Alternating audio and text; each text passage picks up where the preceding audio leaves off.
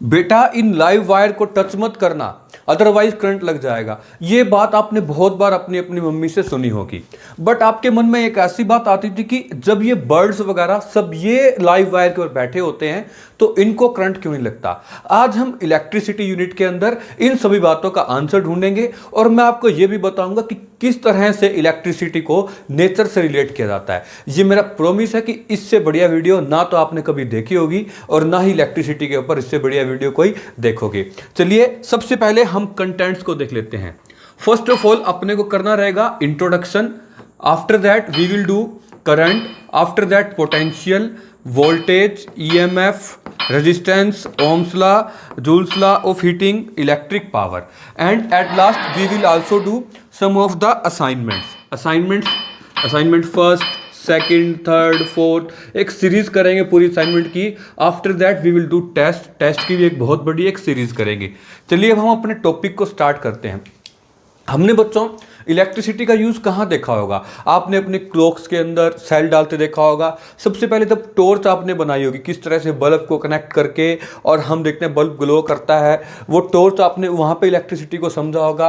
आपने देखा होगा ये जो फैंस होते हैं, बल्ब, एलईडी, सीएफएल्स, इनके अंदर देखा होगा। एलईडी टीवी के अंदर आपने देखा होगा। तो अब हम स्टार्ट करते हैं ये सब चीज़ें आई कहाँ से। इन सब की शुरुआत हुई थी बेंजामिन फ्रैंकलिन से। बच्चों बेंजामिन फ्रैंकलिन वो साइंटिस्ट थे जिन्होंने अपने को पहली बार बताया था कि वेदर फोरकास्टिंग भी हो सकती है और इन्होंने बताया था कि चार्ज क्या होता है। एक्चुअली ये क्या करते थे, काइट उड़ाते थे, पतंग उड़ाते थे, ये देखने के लिए कि क्या बादलों के अंदर बिजली होती है, क्या जो थंडरिंग होती, जब भी लाइटनिंग होती थी तो क्या बादलों में भी करंट होता है, ये देखने के लिए काइट उड़ाते थे। इन्होंने आगे डिस्कवरी अप करके अपने को चार्ज के बारे में सारी बातें बताई। ये बताया कि चार्ज 2 टाइप के होते हैं। अब आपने देखा कि क्लाउड्स वगैरह इनके अंदर तो हमने देखा इलेक्ट्रिसिटी होती है, यहां से हम सीखे। अब बच्चों ध्यान से सलमान खान का वो बात याद रखो, लगे 440 वोल्ट छूने से तेरे। बच्चों ये जो ईल होती है, ये एक व्हेल होती है, स्पेशल तरह की एक मछली है, ये फिश है। ये क्या करते हैं, करंट मारती है। जैसे इसको छूते हैं तो करंट लगता है। ये इतना ज्यादा करंट मारते हैं कि क्रोकोडाइल अगर भी इसको पकड़ लेता है तो उस तक से भी छूट सकती है, उसको करंट के झटके मार के उससे भी बच जाती है। तो आपको समझ आ रहा है कि कैसे ये नेचर से रिलेट कर रहा है कि हमारी नेचर से, क्योंकि मैंने आपको बता रखा है जो फिजिक्स होती है, फिजिक्स वर्ड कहां से लिया गया था, फ्यूजिस से। हर एक चीज नेचर से डील करेगी, उसमें हम बोलेंगे फिजिक्स।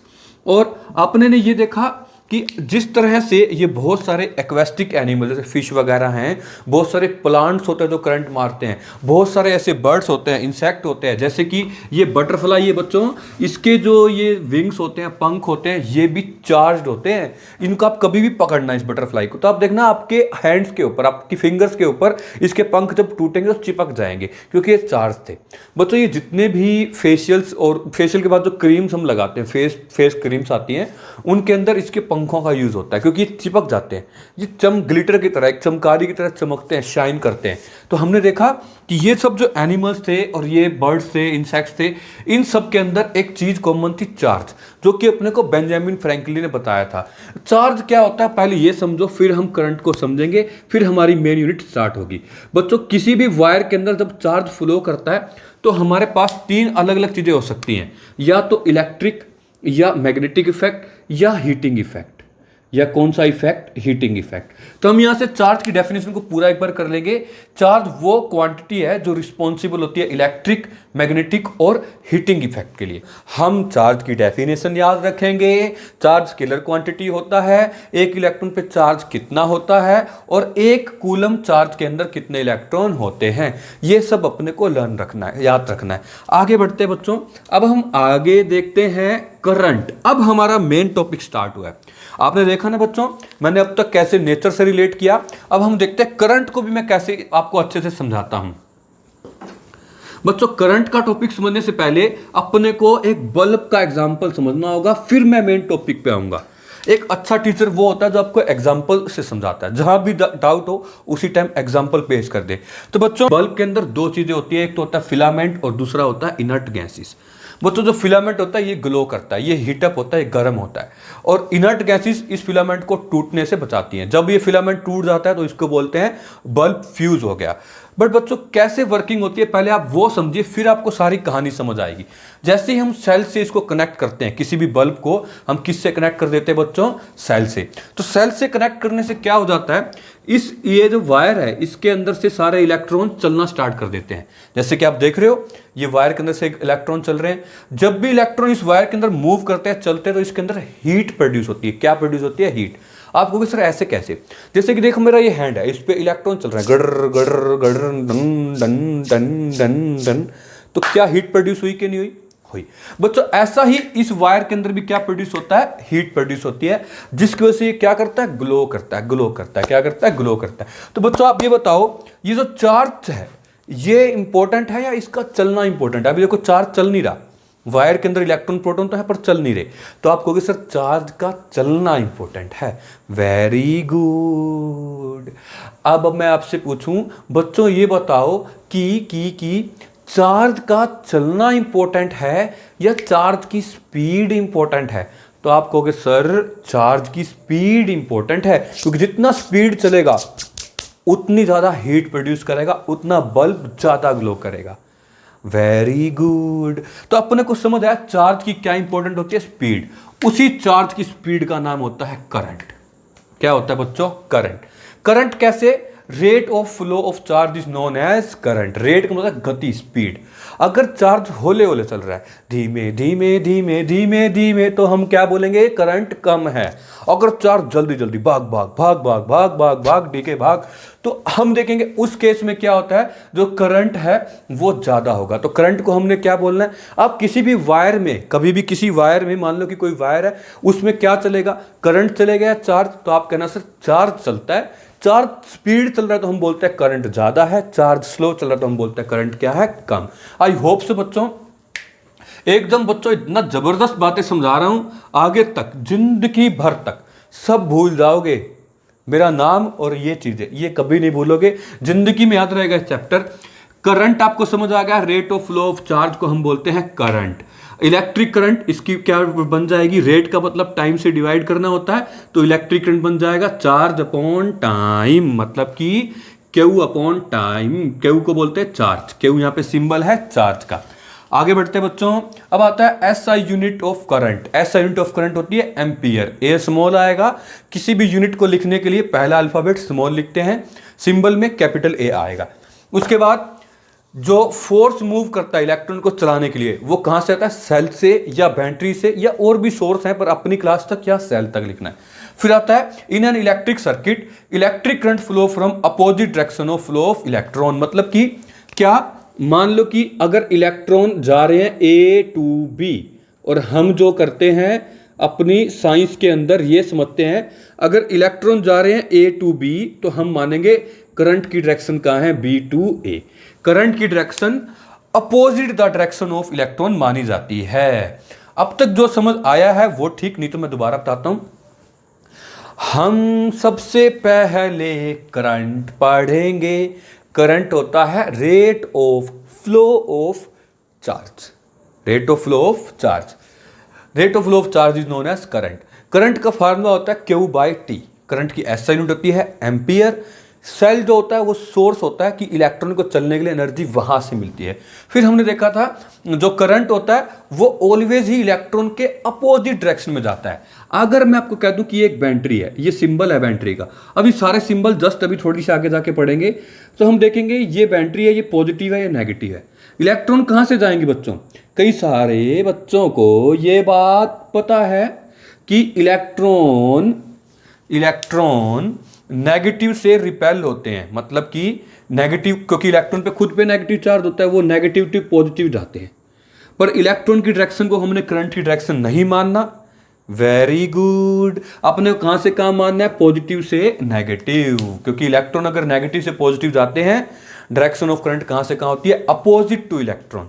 वेरी गुड बच्चों, आगे बढ़ते जाओ। अगर m लग जाए तो उसको बोलते हैं मिली एम्पियर। m का मतलब होता है 10⁻³ इसको एम्पियर में चेंज कर सकते हैं। ये म्यू लग जाए, ये सिंबल होता है mu म्यू का। म्यू नहीं बोलना, इसको क्या बोलना है, एम यू म्यू। ये सिंबल होता है 10⁻⁻⁶ का। तो ये हमारे पास माइक्रो एम्पियर का सिंबल है, ये मिली एम्पियर का। ये हमारे पास स्मॉल वैल्यूज ऑफ करंट थी। अब तक आपको करंट समझ आया। अब हम पोटेंशियल देखते हैं बच्चों। पोटेंशियल, इलेक्ट्रिक पोटेंशियल किसी भी पॉइंट पे हम डिफाइन कर सकते हैं कि हम इन्फिनिटी से उस पॉइंट तक चार्ज को लाने में कितना वर्क किए हैं। फॉर एग्जांपल मैं कह दूं कि मेरे पास है ना, यहाँ पर एक कैदी है, ये बहुत खूंखार कैदी है, इसको मुझे अब पुलिस के पास लेके जाना है। तो मुझे बताओ बच्चों, क्या ये पुलिस के पास इजीली आ जाएगा, दिक्कत करेगा? दिक्कत करेगा। तो हम देख रहे हैं जब तक इसको पकड़ा नहीं था तो हम बोलते हैं इन्फिनिटी पे था।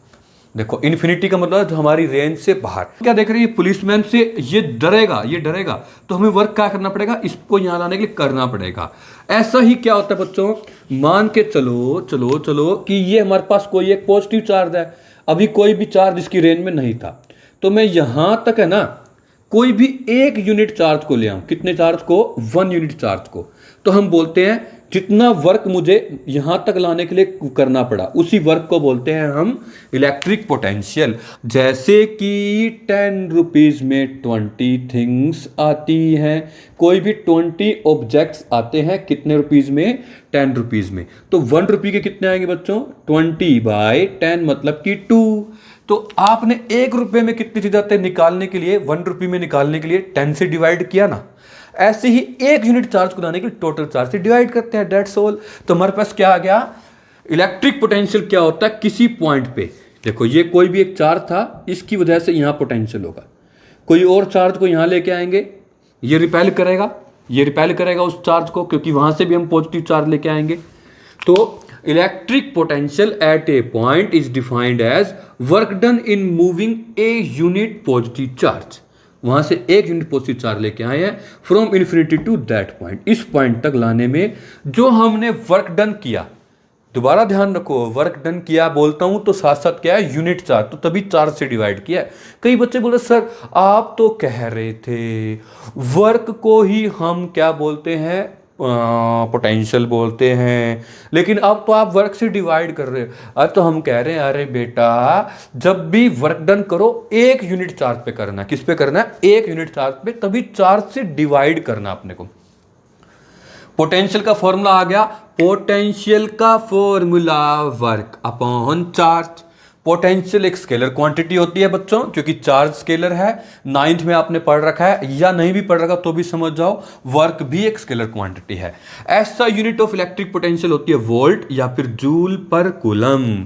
फिर वही वोल्ट का भी छोटा लिखना, क्योंकि किसी भी यूनिट का फर्स्ट अल्फाबेट छोटा आता है और सिंबल में कैपिटल आता है, इसमें स्मॉल आएगा। नेक्स्ट है electric potential at infinity is 0। जब भी हम इन्फिनिटी पे देखते हैं तो वहां पे कोई भी एनर्जी नहीं होती, तो हम देखते हैं वहां पे इलेक्ट्रिक पोटेंशियल कितना होता है, 0।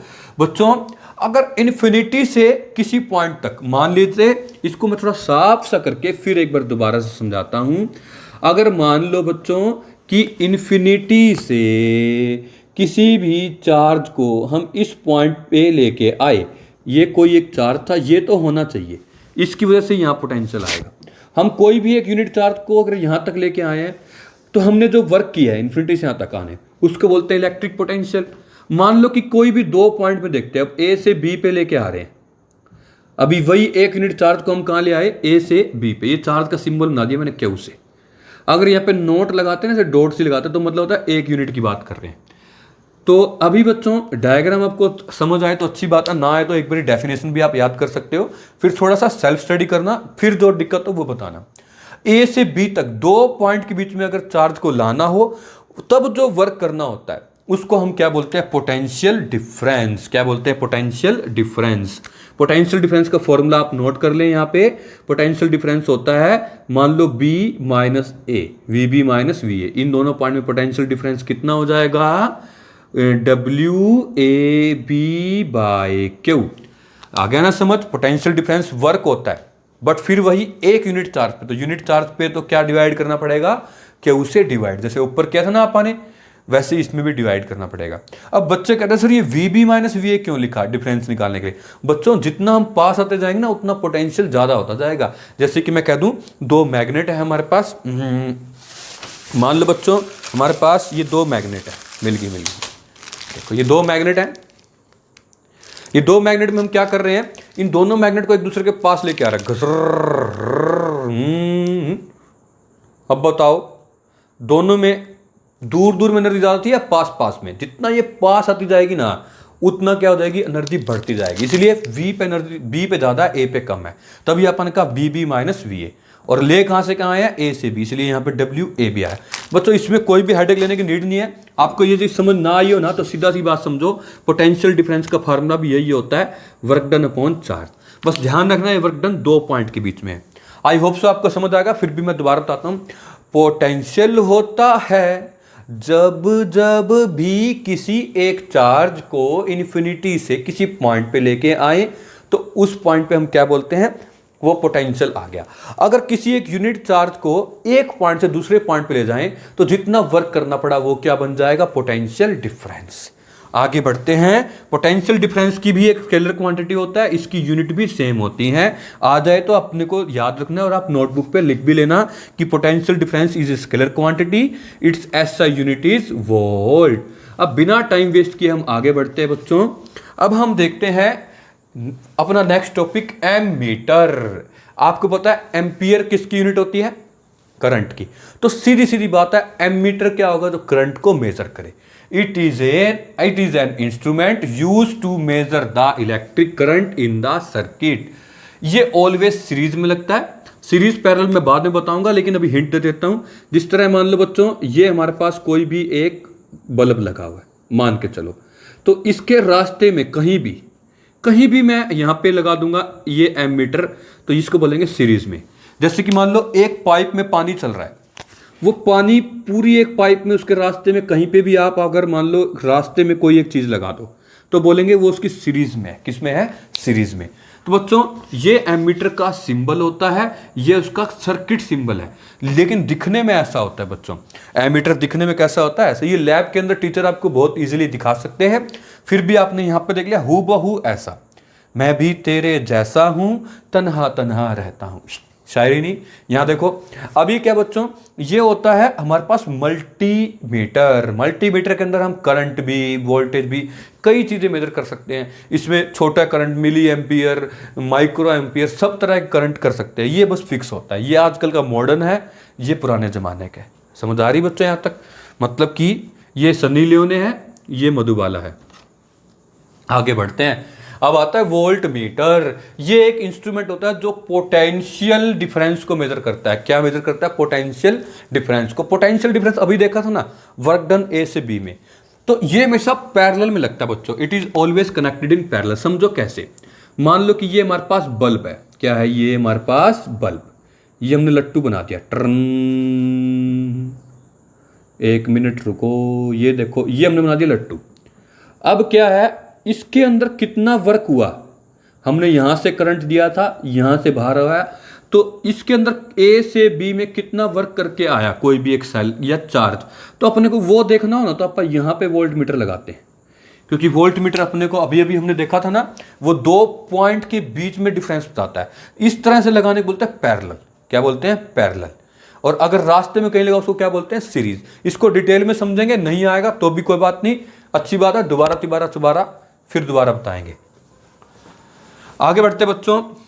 एक बात और, जो कभी भी वोल्ट मीटर होता है उसकी रेजिस्टेंस हाई होती है, हाई रेजिस्टेंस होती है। और आइडियल होगा, मतलब सबसे अच्छा होगा तो बोलेंगे इतनी हाई होगी कि इनफाइनाइट रेजिस्टेंस हो जाएगी।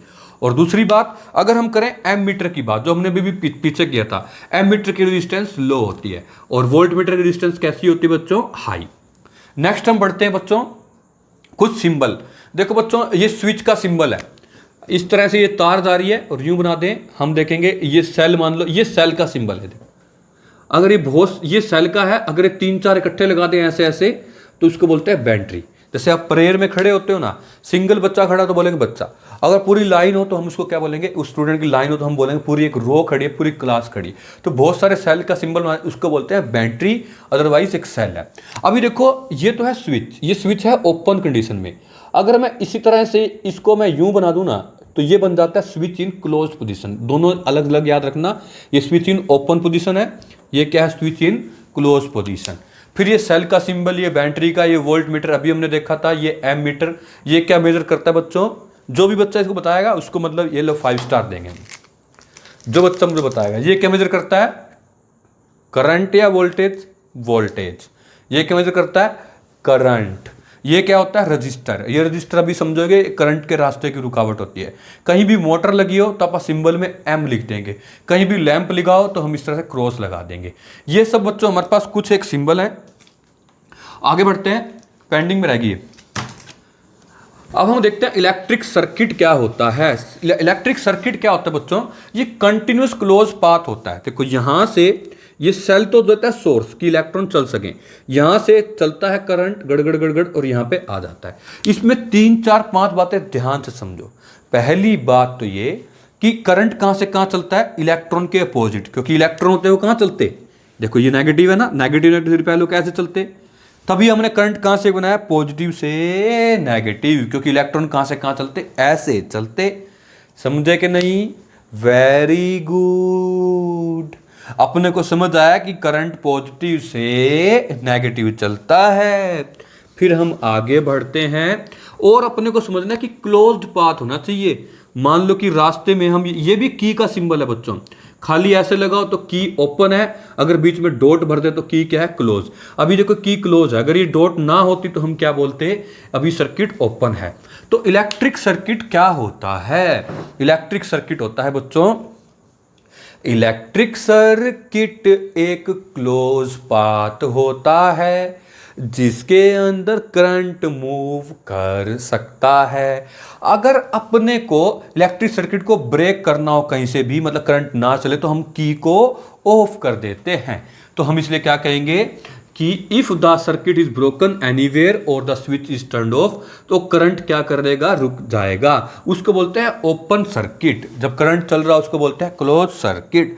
बच्चों अब बात आती है कि जो बर्ड्स थे, अपनी मदर कहते थी करंट लग जाएगा, बट बर्ड्स को नहीं लगता था। बच्चों अब समझे आप कि करंट को क्या होता है? एक क्लोज पाथ के अंदर चलता है। जैसे एक माला के मन के होते हैं ना बच्चों, मोती होते हैं एक माला के अंदर, वो गोल गोल पाथ को फॉलो करते हैं। ऐसे ही करंट को चलने के लिए क्लोज पाथ चाहिए। ये जो बर्ड्स है ना, ये एक ही इसको टच करते हैं, वायर को। अगर ये दोनों वायर इकट्ठा टच करें तो इनको करंट लग जाएगा। बट बच्चों अपने मन में आता है सर हम भी अगर एक वायर को टच करें। अबे बच्चों तुम एक वायर को टच तो करो, बट ऐसा ना हो कि आप अर्थ को टच कर रहे हो, क्योंकि अर्थ का पोटेंशियल 0 होता है। करंट यहां से पास पर करके अर्थ में अपना रास्ता बना लेगा। समझ आ रही है कि क्लोज पाथ के अंदर करंट चलता है। तो वो करंट यहां आपने इसको टच किया, यहां से करंट जाएगा अर्थ के अंदर से घूम के आपकी बॉडी के अंदर इस वायर में घूमता रहेगा। तो अर्थ को टच नहीं करोगे, डायरेक्ट खाली इसको टच करो, आपको भी करंट नहीं लगेगा। बट करना मत बच्चों, बहुत ज्यादा रिस्की है।